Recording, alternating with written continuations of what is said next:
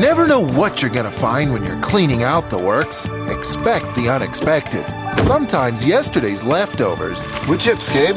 become today's treasures. Let me share a secret recipe. This will set you free. Discover an ingredient that fires your imagination. Let your instincts be your Choose other flavors to match. heat in your pantry. Find the best way to cook. Simple is best. My secret recipe? Cooking without a recipe. And you can do it too. You can do it too. If your kitchen's anything like mine, chances are it gets messy pretty fast and constantly needs to be cleaned up. Especially the fridge. Sometimes this turns into a bit of a black hole full of forgotten leftovers and even some old friends. I know dinner's in there somewhere, and I'm not going to need a recipe to find it.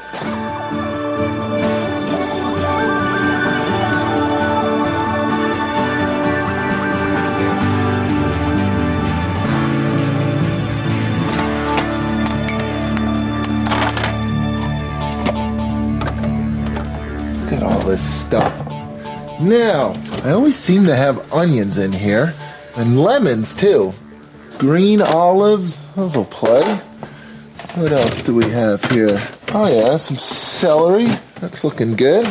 My mom used to be able to just open up the fridge and whip up dinner for us. It's something you can do at home. It's actually a bit of an art form, taking leftovers and turning them into something new. What else do we have? Baked potatoes, bacon. Oh yeah, almost forgot. Hamburger meat. Oh, it's in great shape. Now, what am I going to make for dinner? Well, definitely burgers. Hamburgers. I pulled these out of the freezer a couple days ago. For years, I was a chef in a fine dining restaurant and suppressed my burger urges because they just weren't on the menu. Now that I'm a chef at home, I've been playing around with burgers straight time. These are on the menu around here quite often. And I've discovered that some things you can add to burgers and some things you can't add to burgers. There's two basic things that you always have to add to your burger meat. And that, of course, is salt and pepper. There's no such thing as too much ground black pepper in a good burger. And this is a good place to use up some of those leftover onions, too. And of course, a lot of times you put onions on top of your burger, so there's no reason they won't work inside your burger. What else do we have? Oh, spices. There's one herb that I really like, and that is oregano. Dried oregano seems to work nicely in burger meat.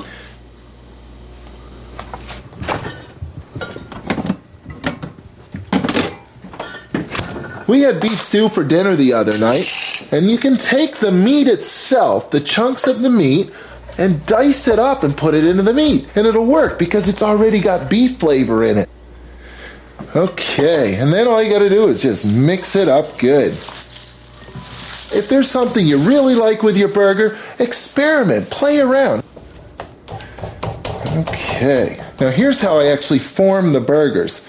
I start with a 4-ounce chunk or so.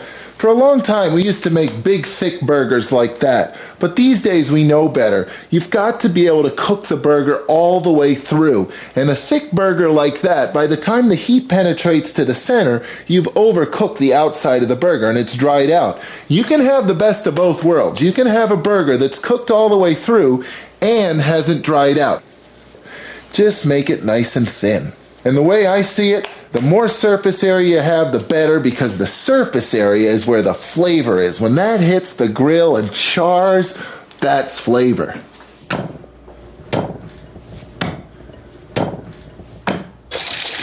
I like to be extra careful when I'm working with raw meat. You really can do a little cross-contamination.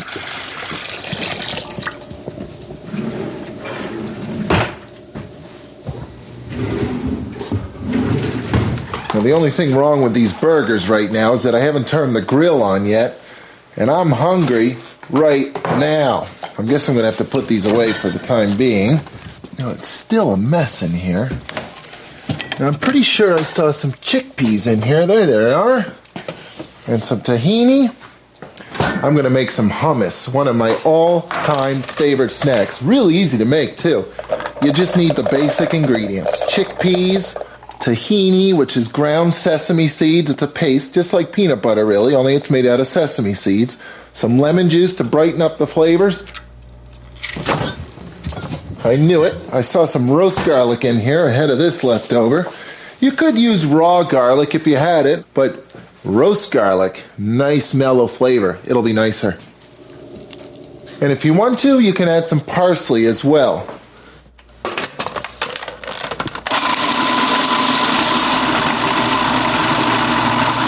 Another ingredient you can use in hummus is simply olive oil, just to thin it out a little bit. And a touch of salt.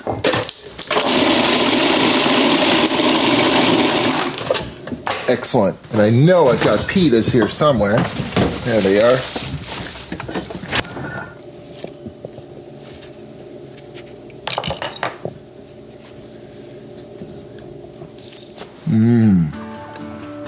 Nice and bright. This is how you clean out the fridge. You just start hauling stuff out and cooking. Now, what's next?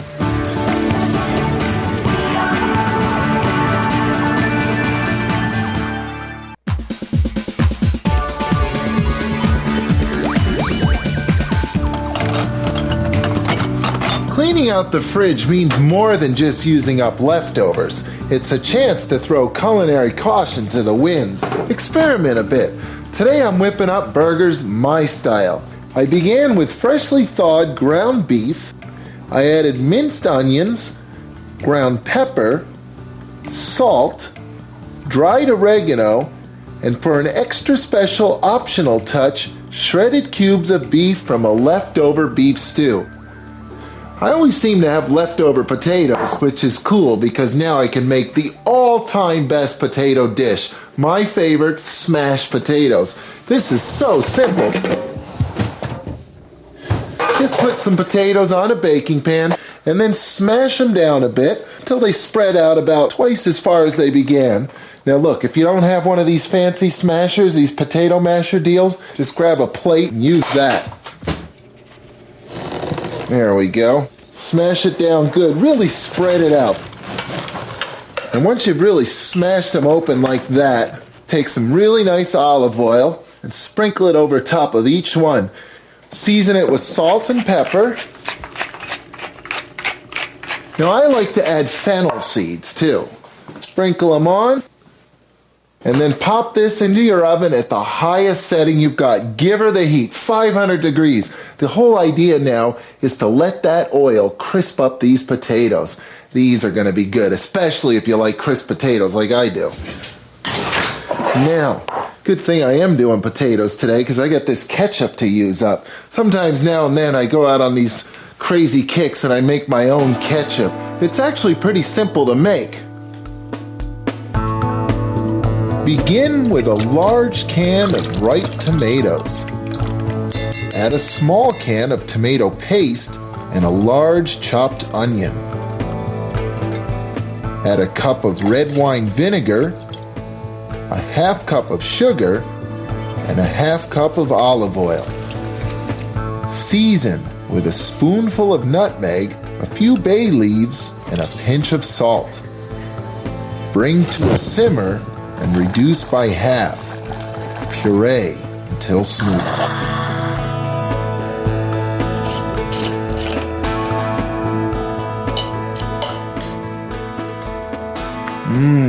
Nutmeg. Tomato is actually not the dominant flavor in most ketchup that you buy. Nutmeg is. That's because most ketchup is so loaded with sugar, there's no room left for the tomato. And that's why I often make my own, because I like the flavor of tomato in my ketchup. And nutmeg. Now, I've got some romaine lettuce. Maybe I'll make a salad with that. This definitely needs to get used up. It's looking good. It's been around a few days though. And whenever I see romaine lettuce, the first thing that pops into my head is Caesar dressing. It's really nothing but a lemon juice, Worcestershire, anchovy flavored vinaigrette, and the normal rules of vinaigrette engagement apply. I'll start with some really good olive oil. Now, lemon juice. I'll just strain that in here. One thing you definitely don't put into a Caesar dressing is lemon seeds. Now when I make vinaigrettes, I like to follow a very simple rule. I always like to have 1 part sour, the vinegar or the lemon juice, and 3 parts everything else. So looking at that there, I still have room for the everything else part, and that's all the flavoring. Next up, I need some mustard, Dijon mustard. I also need some anchovies, some Parmesan, and I wonder if there's any more roast garlic. There is. Cool. Mustard has the unique ability to encourage oil and water to come together, to emulsify. Anchovy paste. Now, for a lot of you, I know that this part is optional, and that's cool. You don't have to use it to make a good, tasty dressing. Look, oh, I'm doing good today. Now I don't have any leftover anchovy paste. Gone. Let's see. Roast garlic is a wonderful way to get garlic flavor without all the pungency of the garlic that sometimes turns people off. And last but not least, some Parmesan cheese. Good Caesar dressing should be nice and cheesy. The more, the better.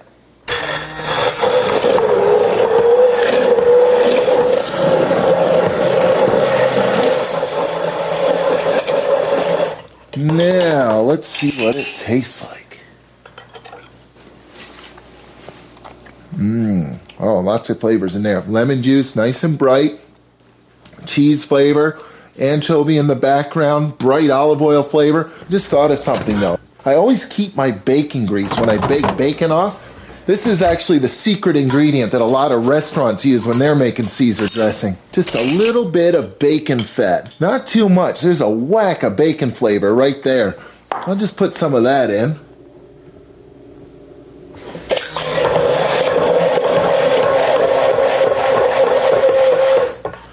This is obviously a dish you're not going to find on the menu at any local spa, but it sure will taste good. Totally. Very nice. That's how you make a darn tasty Caesar dressing and clean the fridge out at the same time.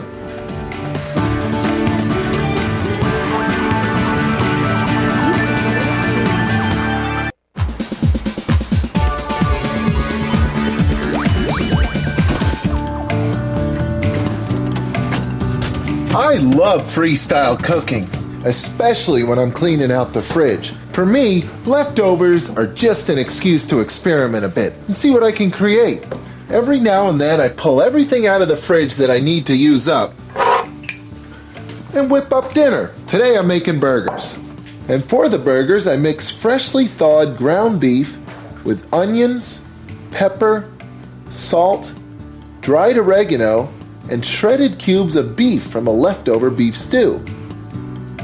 And every good burger also needs pickles, so I think I'll whip up a batch of those real quick too. I've got a leftover cucumber to use. And pickles are actually pretty simple to make. You basically just need to add vinegar to whatever it is you're pickling, in this case a cucumber.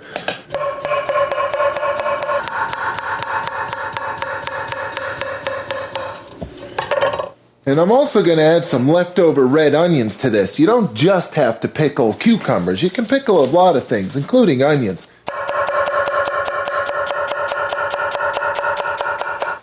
To pickle these, I simply need to add a splash of vinegar. But to pickle them quickly, I need to heat the vinegar up. So here's what I'll do. I'm going to add the vinegar. And to the vinegar, I'm going to add a big splash of sugar. And I'll just bring that up to the heat. And once it comes to a simmer and forms a vinegar syrup, I'll just dump it right over top, and those will pickle in no time at all. And I might as well take advantage of the heat here to flavor this a bit. Dill, of course, dill pickles.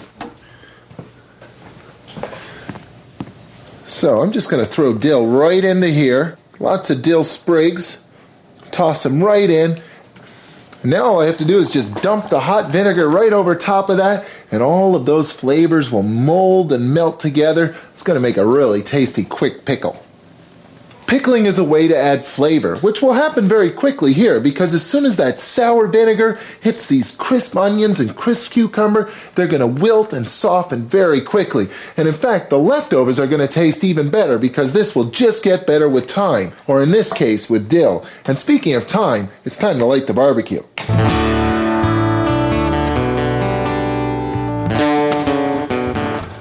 To grill or not to grill, whether 'tis nobler to saute. Hey, when burgers are on the menu, there's only one choice. You grill them. That's because a good burger has two basic flavors. There's that beef thing, which is pretty important, but then there's the roasting, caramelizing, searing meat thing, the flavor of the grill. There's also that sticking thing. Have you ever had food stick to your grill? Well, the best way to avoid that is to preheat the grill at maximum heat. There is a good way to bring some of the flavor of a real wood fire to the grill. Here's how I do it. Wood chips. Now, when you're using wood chips, the best thing to do is soak them in water. Get them good and wet. That way they don't burst into flames as soon as you put them on the grill. You want them to release their smoke slowly, and by soaking them in water, that's exactly what'll happen. Now, what kind of wood chip to use? Well, these days there's a lot of choices. Go to your local hardware store and see what they have. Hey, Michael.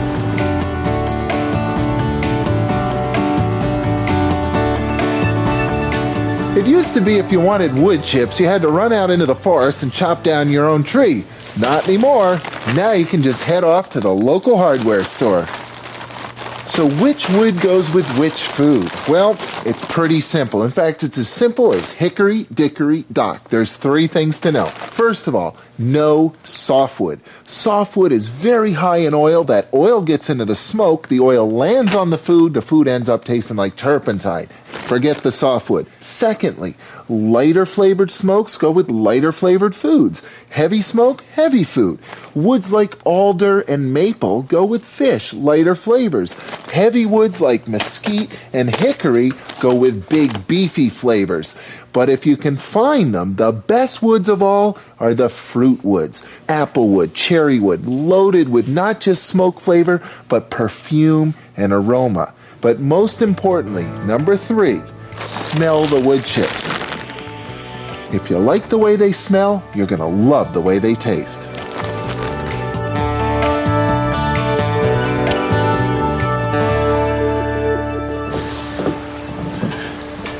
And once that puppy is smoking hot, it's time to fire the burgers. At last. That's exactly the sound I was hoping to hear. That sizzle means that my burgers are going to cook just right. The grill is preheated. Oh, I love the smell of those wood chips. It really adds so much flavor to a good burger. Now, this is a very important tool, but it's for flipping burgers, not for smashing all the flavor out of them. In other words, no matter what you do, don't press the burger. All that juice flowing out of the burger, that's flavor. It belongs in the burger. Leave it alone. Now, of course, to maximize the flavor of the smoke, it's best to shut that lid right down and create a smokehouse in there. Lock all the heat in there, lock all the smoke flavor in too.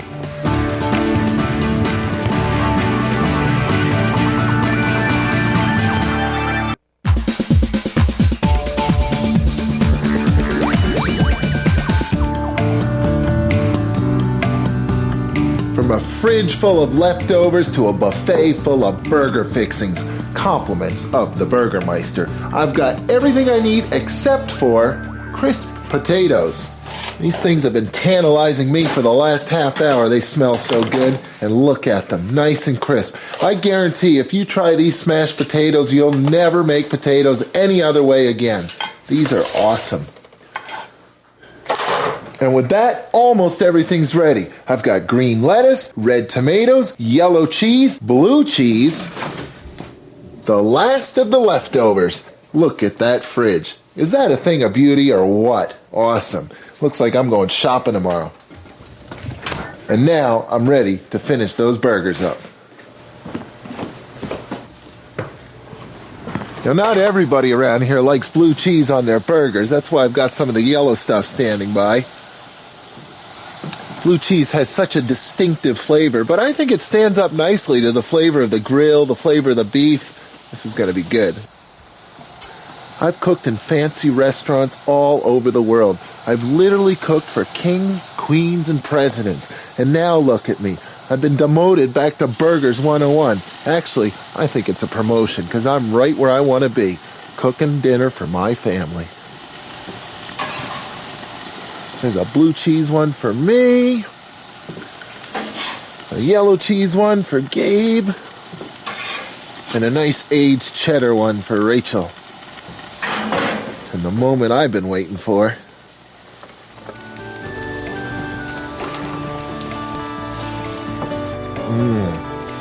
Now that's a burger.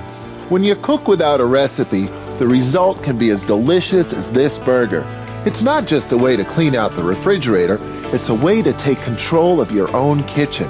Most importantly, it's a way to have fun while you cook. Hey, I know you.